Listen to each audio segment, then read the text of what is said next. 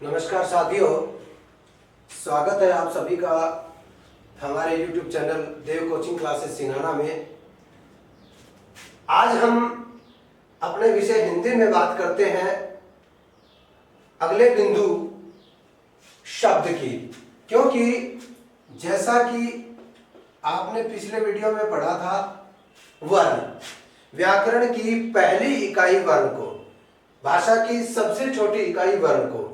अब अगले स्टेप पर, अगले कदम पर हम पढ़ते हैं शब्द। ये भाषा का दूसरा पायदान है या दूसरा अंग है, जो भाषा की आत्मा भी है, क्योंकि अक्सर ये कहा जाता है कि उसके शब्दों में जान है, और जो व्यक्ति अच्छा बोलता है उसके लिए शब्दों में जान होने का मुहावरा प्रयुक्त होता है। ये लोकोक्ति काम में ली जाती है। साथियों, शब्दों में जान है, इसीलिए शब्द भाषा की आत्मा है। अब सबसे पहली बात तो यह है कि शब्द कहते किसे हैं। तो शब्द की हम बात करें तो शब्द वर्णों का वह समुदाय है। परिभाषा की हम बात करें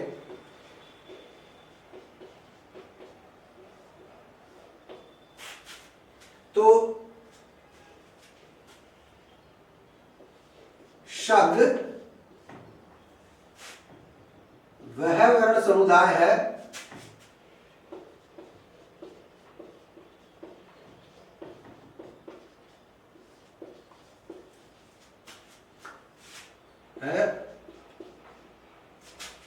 जो कोई न कोई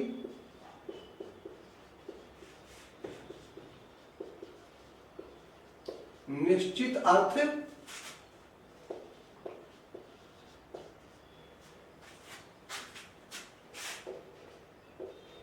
प्रदान करता है।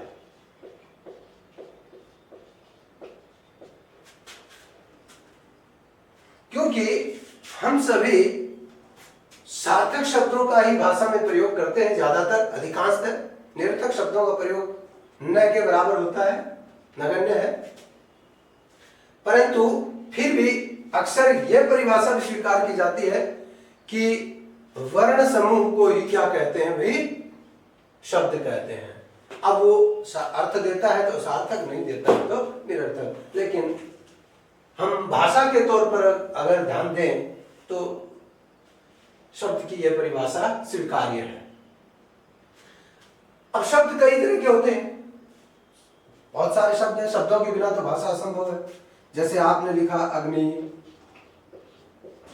खोज, दौड़, खाना,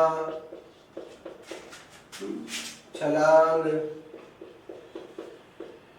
जो भी है, सूर्य, पृथ्वी आदि, ये सभी शब्द हैं।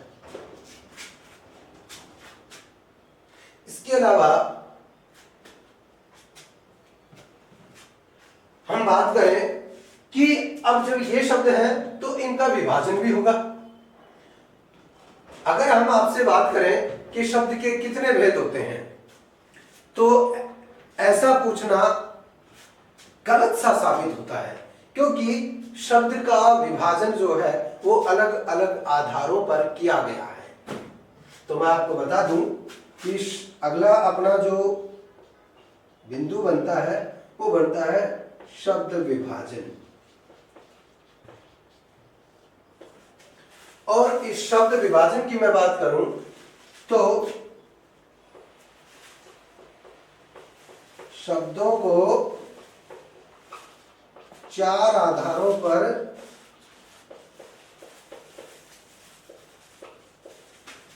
विभाजित किया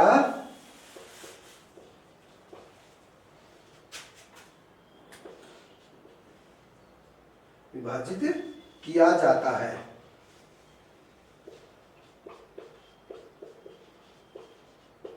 कौन कौन से चार है साथियों? आप देखते रहिए, चार है।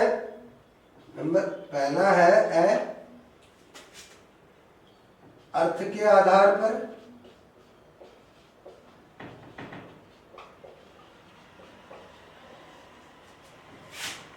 वह उत्पत्ति के आधार पर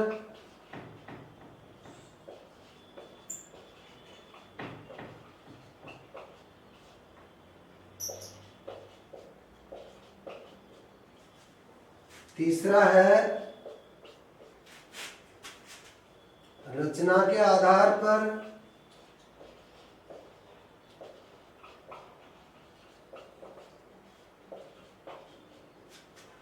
और चौथा है प्रयोग या विकार के आधार पर, अथवा इसका तीसरा नाम रूप परिवर्तन के आधार पर भी लिया जाता है।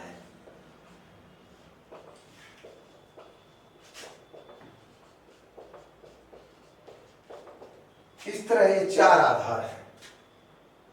इन चार आधारों पर साथियों शब्दों का विभाजन होता है। पहला अर्थ के आधार पर, अर्थात कि अर्थ देता है या नहीं देता, अर्थात वो सार्थक है या निरर्थक। दूसरा है उत्पत्ति के आधार पर कि उसका जन्म किस रूप में हुआ है, संस्कृत से हुआ है, बाद में रूप परिवर्तित होकर हुआ है, क्षेत्रीय भाषा से हुआ है, या फिर दूसरे देशों यानी विदेशों की भाषा से हुआ है। रचना के आधार पर, रचना के आधार पर यानी कि वे रूढ़ है, परंपरागत है, या फिर यौगिक है, मिलकर बने हैं शब्दांशों से और अन्य शब्दों से, या फिर योग रूढ़ है, अर्थात भाई वो यौगिक तो है ही, साथ ही वे अन्य अर्थ, अन्य परंपरागत अर्थ प्रदान करके वो योग रूढ़ हो जाते हैं। और फिर है प्रयोग करने के आधार पर कि प्रयोग करने पर उनका रूप परिवर्तन होता है, उनमें विकार आता है या नहीं, इस आधार पर भी दो भेद हो जाते हैं। तो इस प्रकार से ये अलग अलग आधारों पर शब्द विभाजित होते हैं। तो आइए हम जानते हैं सबसे पहले अर्थ के आधार पर, अर्थ के आधार पर।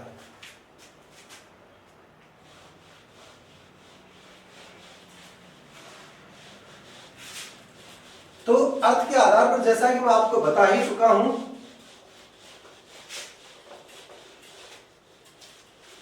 कि सबसे पहले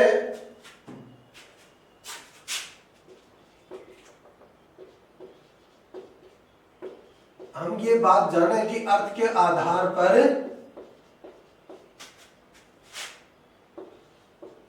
शब्द के दो भेद होते हैं।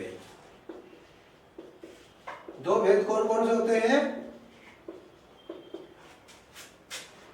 नंबर एक सार्थक, नंबर दो निरर्थक।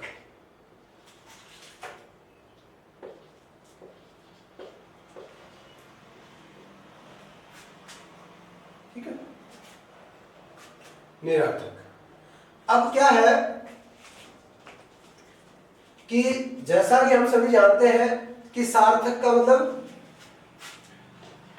स धन अर्थ धन अक, स उपसर्ग है, इसका मतलब सहित या साथ में, अक यानी वाला वाली, कृत्रिवाच्य प्रत्यय बनता है।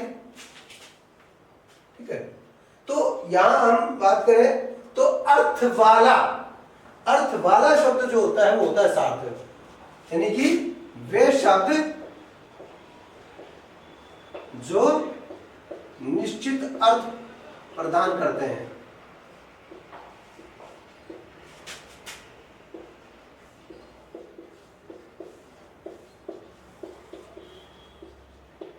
उन्हें क्या कहते हैं?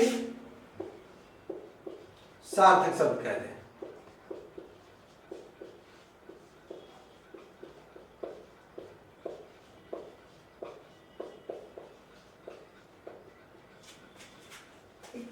जैसे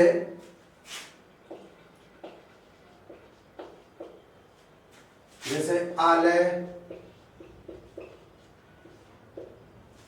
पर्वत,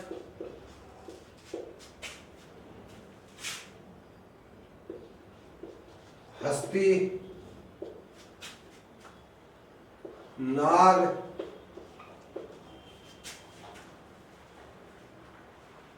पद, कटी, कमरा, ऐसे जो भी शब्द है इन सब का अर्थ है, ये अर्थ देते हैं। क्योंकि इसका अर्थ होता है घर, इसका अर्थ होता है पहाड़, इसका अर्थ होता है हाथी, इसका अर्थ होता है सर्प, और वैसे पहाड़ पे इसका हाथी भी होता है, नाक का अर्थ। पद का अर्थ पैर भी होता है, और जो अंग्रेजी शब्द होता है पोस्ट ऑफ द, वो भी होता है। कटी का अर्थ कमर होता है, और कमरा जो होता है कक्ष, मकान का एक हिस्सा कमरा। तो इस तरह इनके अर्थ हैं, इसलिए क्या है ये सार्थक। निरर्थक है वे शब्द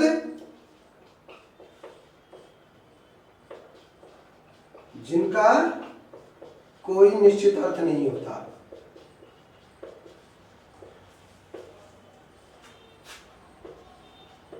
अर्थ नहीं होता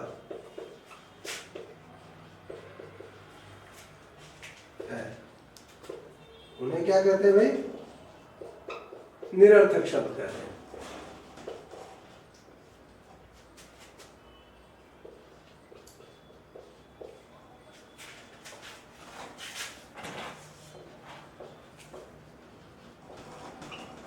जैसे आपने कहा चाय वाय, रोटी वोटी,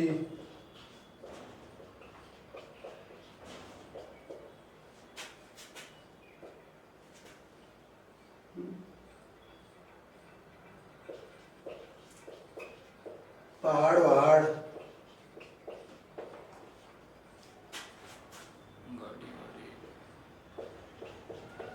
गाड़ी वाड़ी आदि। तो इनमें, इन शब्दों में हम देखें तो ये जो शब्द है भाई, ये तो पहला, इनमें जो पहले शब्द है इन शब्द युगों में, वो पहले शब्द सार्थक है। लेकिन दूसरा जो शब्द है यहां वाय, वोटी, वहाड़, वाड़ी, इनका अर्थ नहीं होता। तो साथियों, मेरा कहने का अभिप्राय यही है कि जिनका अर्थ नहीं होता वे शब्द निरर्थक होते हैं। लेकिन प्रश्न ये उठता है कि जब इनका अर्थ होता ही नहीं है तो फिर भाषा में इनका उपयोग क्या है, आए क्यों? क्योंकि बिना किसी महत्व के, बिना किसी कारण के तो इस दुनिया में कुछ भी घटित नहीं होता। तो फिर इन शब्दों का आना घटित कैसे हुआ? पूछना तो ये है। तो साथियों, मैं बता देना चाहूंगा कि ये हमारी वाणी का संतुलन बनाते हैं, संतुलन बनाते हैं। क्योंकि कई बार अतिशय हर्ष, अतिशय शोक यानी दुख, क्रोध आदि की स्थिति में मनुष्य निरंतर बोलता ही चला जाता है, लगातार बोलता जाता है। अचानक हमारा मस्तिष्क आदेश देता है कि आपके शब्दों का खजाना खत्म हुआ, अब आप अपने वाणी को विराम दीजिए। लेकिन अचानक वाणी का रुक जाना असंभव सा प्रतीत होता है। उस समय वह निरर्थक शब्दों का प्रयोग करता है। जिस प्रकार आपने कभी तेज चलती हुई गाड़ी को देखा होगा और उसके आगे कोई अवरोधक यानी कि कोई स्पीड ब्रेकर आने पर चालक द्वारा ब्रेक लिया जाता है, तो ब्रेक लेने पर भी उसके ऊपर गतिज बल लागू होने के कारण घिसटते हुए वो दूर तक चली जाती है, उस वस्तु के नजदीक से चली जाती है, थोड़ी दूर तक ब्रेक लेने के बाद भी चली जाती है, फिसलते भी। ठीक उसी प्रकार शब्द खत्म होने पर भी हमारे मुंह से कुछ न कुछ निकलता रहता है, और जो कुछ न कुछ निकलता है वही निरर्थक है, वही वाणी का संयम बनाता है, हमारे ये कहिए कि वाणी का संतुलन बनाता है। इस उपयोग में आते हैं ये निरर्थक शब्द, अतः इनका यदा कदा उपयोग होता है, इसीलिए इनका अस्तित्व है। चलिए अब बात करते हैं सार्थक शब्दों के भेदों की, कि सार्थक शब्दों के भी भेद होते हैं।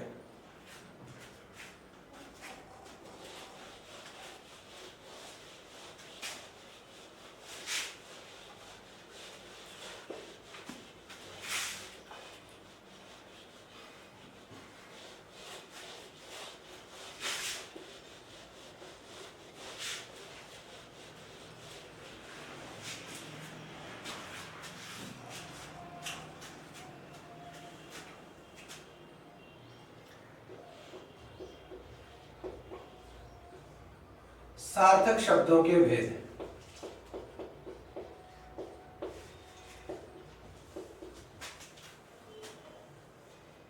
तो ये भेद कौन कौन से हैं भाई? पहला है सार्थक शब्दों के भेदों में ये है समानार्थी शब्द,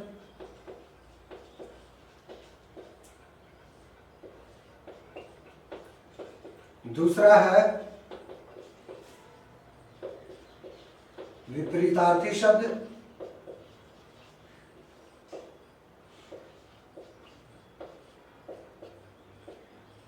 तीसरा है एकार्थी शब्द,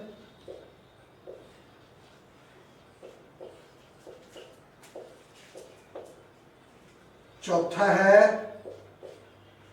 अनेकार्थी शब्द,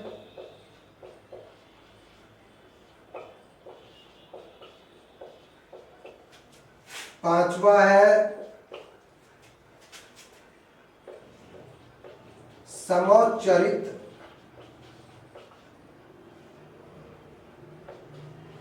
भिन्नार्थक शब्द।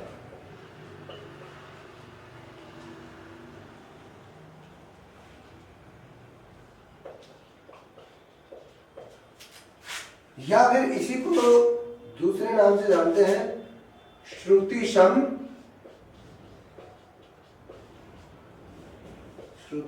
भिन्नार्थक शब्द।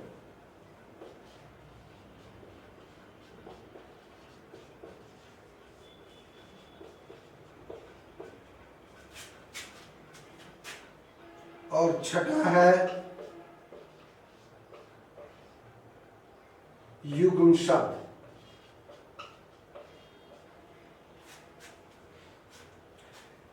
अब यहां हम बात करें समानार्थी शब्दों की, तो साथियों समानार्थी का मतलब है समान धन अर्थी, अर्थात समान अर्थ देने वाले।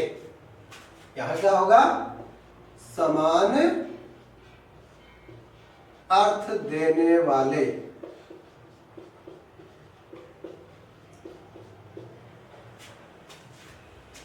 यानी कि वे शब्द जो किसी एक शब्द के अर्थ के समान ही अर्थ प्रदान करते हो, उनको क्या कहते हैं भाई?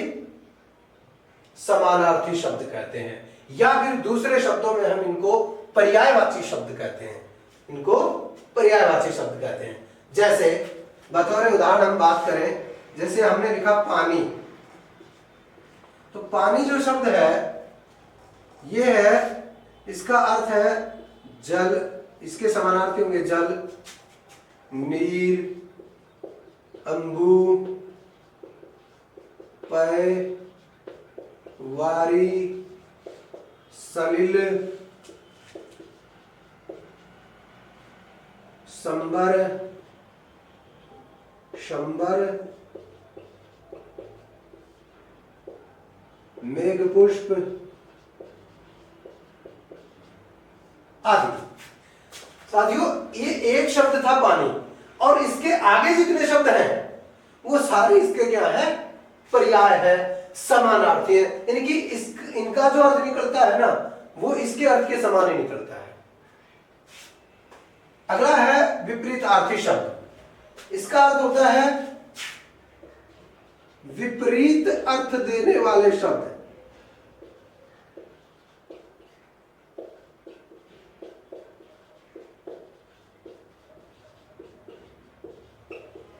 अर्थात किसी शब्द विशेष के अर्थ के विपरीत अर्थ प्रदान करने वाले जो शब्द हैं वो विपरीतार्थी या विलोम शब्द कहलाते हैं। अर्थात विलोम, ये तो हुए पर्यायवाची।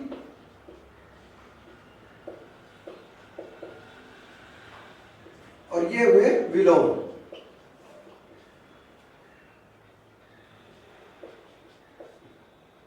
ये हुए विलोम। जैसे आपने लिखा उत्तम, अधम, आपने लिखा इति, विलोम होगा अथ। तो अब जो है ये उत्तम शब्द है, इसका उल्टा अर्थ प्रदान करने वाला ये शब्द है अधम। अधम क्या है? इस उत्तम का विपरीतार्थी है। इसी प्रकार अत क्या है? इति का विपरीतार्थी है। दिन का रात, आकाश का पाताल, ऐसे। अब बात आती है एकार्थी का। तो ऐसे शब्द जो एक ही अर्थ प्रदान करते हैं, केवल एक अर्थ प्रदान करते हैं, उन्हें हम क्या कहते हैं भाई? एकार्थी शब्द, यानी कि एक ही अर्थ प्रदान करने वाले।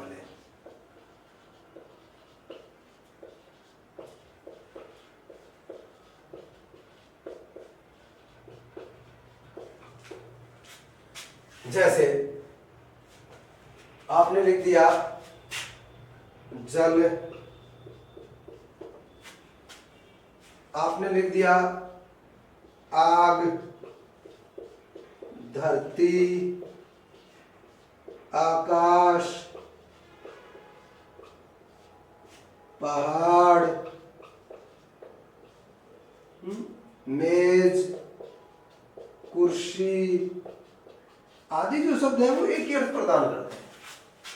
इनका एक ही अर्थ निकलता है, ये तो भी अर्थ ही नहीं है, इसलिए इनको क्या कहते हैं? एकार्थी शब्द कहते हैं।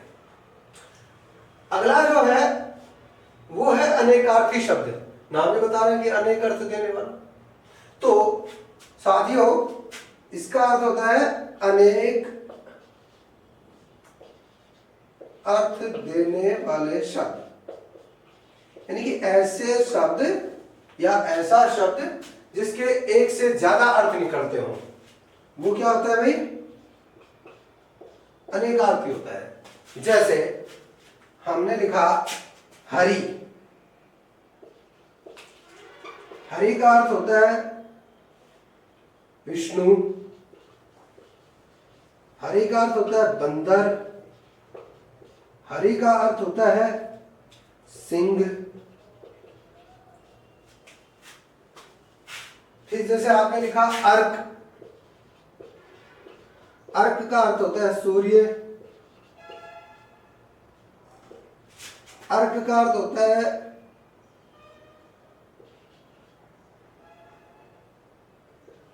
फल आदि का रस,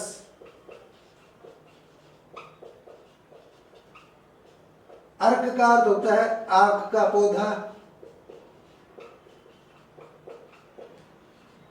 तो इस प्रकार एक से अधिक अर्थ प्रदान करने वाले शब्द जो होते हैं वो अनेकार्थी होते हैं। अब हम बात करें समोच्चरित भिन्नार्थक शब्द की।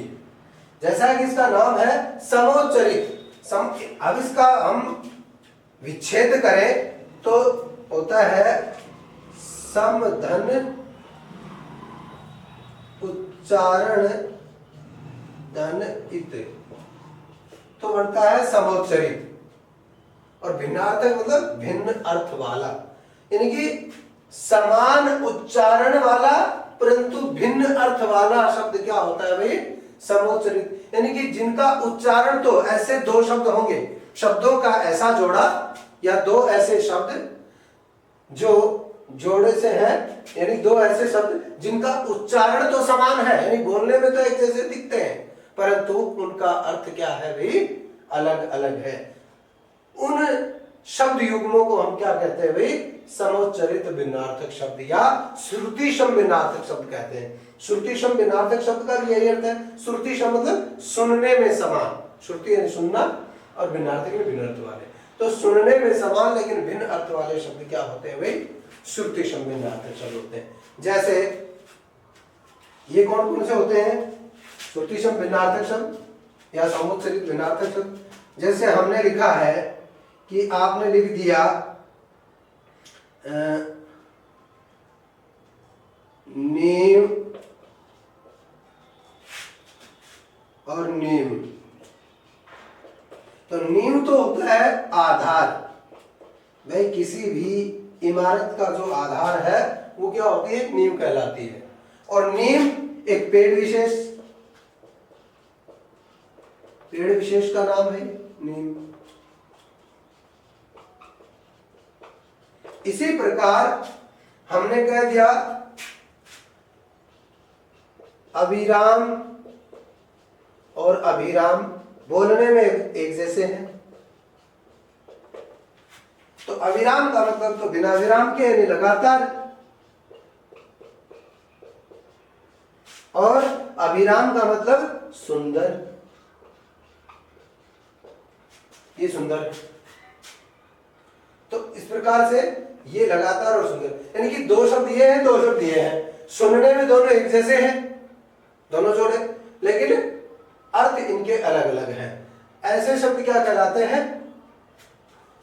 समोच्चरित भिन्नार्थक शब्द या श्रुति शब्द भिन्नार्थक। साथियों, इसका जो अंतिम भेद है वो है युग्म शब्द। अंतिम जो भेद है वो क्या है? युग्म शब्द। और युग्म शब्द की हम बात करें तो युग्म शब्द का, युग्म यानी जोड़ा, यानी जोड़े वाले शब्द, जिनको हम जोड़े से भी प्रयुक्त करते हैं और जोड़े से प्रयुक्त होते भी हैं। भाषा में अधिकांशतः जोड़े के साथ ही प्रयुक्त होते हैं, परंतु उस जोड़े में जो दो शब्द हैं उन दोनों के अलग अलग अर्थ भी होते हैं और वे अलग अलग भी प्रयोग किए जा सकते हैं और जोड़े में भी प्रयोग किए जा सकते हैं। ऐसे शब्द हैं वो युग्म शब्द कहलाते हैं और उन दोनों का अलग अलग अर्थ भी होता है। जैसे हमने लिखा सेवा शुश्रूषा, सेवा शुश्रूषा। अब यहां सेवा का अर्थ अलग है, इसका अर्थ होता है किसी असहाय की मदद करना, और शुश्रूषा जो ये अगला इसका है, इसका अर्थ होता है किसी रोगी की सेवा करना। होता दोनों का अर्थ सेवा ही है, लेकिन इसका मतलब तो किसी असहाय की मदद करना।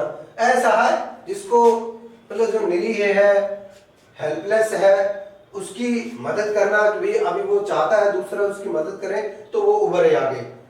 वो बच्चा भी हो सकता है, बूढ़ा भी हो सकता है, बड़ा भी हो सकता है, कोई भी हो सकता है, तो उसको मदद की आवश्यकता होती है और उसकी जब हम मदद करते हैं तो वो तो होती है सेवा। जैसे किसी निर्धन को धन देना, ये सेवा है। किसी गरीब की बेटी की शादी करना, ये सेवा है। ठीक है, किसी थके हुए यात्री की हमने मदद की तो वो है सेवा। किसी भूखे को भोजन देना वो है सेवा। लेकिन बात है शुश्रूषा की, तो शुश्रूषा है रोगी की सेवा करना, वो है टैट। ये प्रश्न टैट 2011 में पूछा हुआ है कि शुश्रूषा का अर्थ होगा, तो वो रोगी की सेवा ही है। अब जैसे दूसरा उदाहरण मैं आपको बताऊं युग्म शब्दों का, तो इसमें जैसे आपने लिखा है पूजा अर्चना, हम पूजा अर्चना बोलते हैं, पूजा अर्चना की।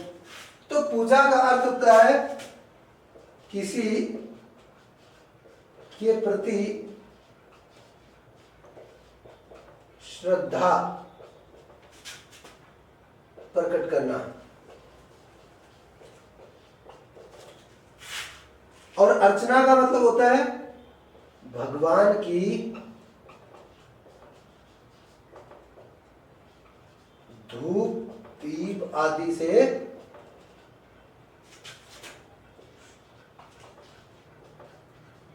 पूजा करना। तो मतलब पूजा का मतलब होता है कि भाई किसी भी व्यक्ति के प्रति श्रद्धा प्रकट की जाती है, आस्था प्रकट की जाती है। व्यक्ति हो, भगवान हो, किसी के प्रति भी जब हम श्रद्धा या आस्था प्रकट करते हैं वो होती है पूजा। जैसे कहा जाता है कि गांधी जी हमारे देश में पूजनीय है, तो वो पूजा है, उसके प्रति हम आस्था प्रकट करते हैं। भगत सिंह प्रत्येक भारत के लिए पूजनीय है, यानी कि वो क्रांतिकारी विचारों के थे, उनके विचार आदरणीय हैं, श्रद्धेय हैं, उनके प्रति आस्था प्रकट की जाती है युवाओं के द्वारा, इसलिए वो युवाओं में पूजनीय है। तो वो है पूजा, उनके प्रति श्रद्धा और आस्था। लेकिन अर्चना जो है वो केवल ईश्वर के प्रति होती है, ईश्वर की ही की जाती है। अर्थात जब हम धूप दीप आदि से ईश्वर की आराधना करते हैं, पूजा करते हैं, तो वो होती है अर्चना।